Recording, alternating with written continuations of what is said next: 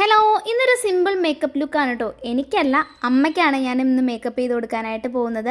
അപ്പോൾ വളരെ സിമ്പിളായിട്ടുള്ള കുറച്ച് പ്രൊഡക്റ്റുകൾ യൂസ് ചെയ്തിട്ടുള്ള മേക്കപ്പ് ലുക്കാണ് കേട്ടോ. കാരണം അമ്മയ്ക്ക് പ്രൊഡക്റ്റുകളൊക്കെ യൂസ് ചെയ്യാനായിട്ട് ഭയങ്കര പേടിയാണ്.